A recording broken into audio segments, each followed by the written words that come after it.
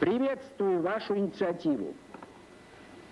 Мне понятна ваша озабоченность по поводу положения, сложившегося в районе Карибского моря, так как советское правительство также рассматривает это положение как весьма опасное и требующее немедленного вмешательства Организации Объединенных Наций. Mr. Zorin, gentlemen, I want to say to you, Mr. Zorin, that I don't have your talent for obfuscation, for distortion, for confusing language, and for double talk. And I must confess to you that I'm glad I don't. But if I understood what you said that my position had changed, that today I was defensive because we didn't have the evidence to prove our assertions that your government had installed long-range missiles in Cuba. Well, let me say something to you, Mr. Ambassador. We do have the evidence. We have it, and it's clear and incontrovertible. And let me say something else. Those weapons must be taken out of Cuba. And next, let me say to you that if I understood you with a trespass on credulity that excels your best, you said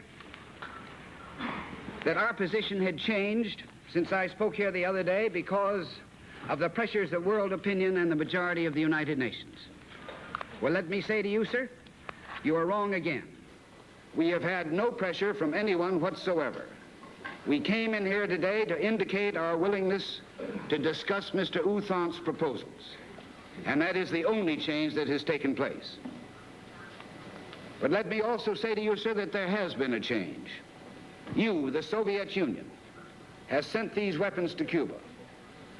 You, the Soviet Union, has upset the balance of power in the world. You, the Soviet Union, has created this new danger, not the United States. And you asked with a fine show of indignation why the President didn't tell Mr. Gromyko on last Thursday about our evidence, at the very time that Mr. Gromyko was blandly denying to the President that that the USSR was placing such weapons on sites in the New World. Well, I'll tell you why.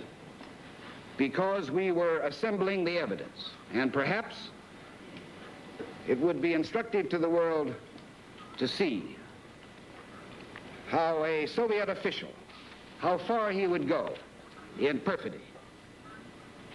Perhaps we wanted to know if this country faced another example of nuclear deceit, like that one a year ago, when in stealth, the Soviet Union broke the nuclear test moratorium.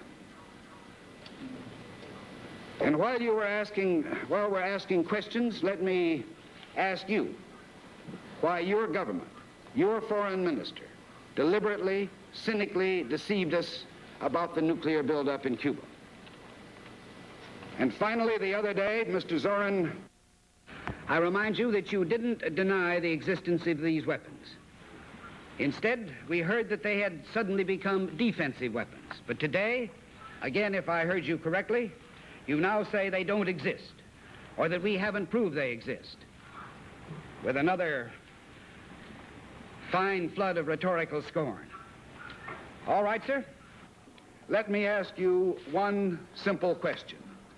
Do you, Ambassador Zorin, deny that the USSR has placed and is placing medium and intermediate range missiles and sites in Cuba? Yes or no? Don't wait for the translation, yes or no.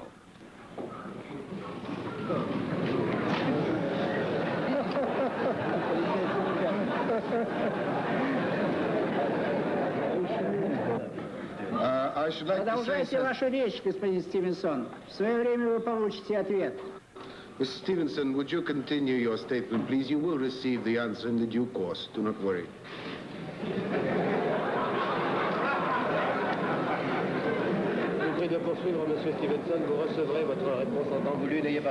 I'm prepared to wait for my answer until hell freezes over, if that's your decision. And I'm also prepared to present the evidence in this room.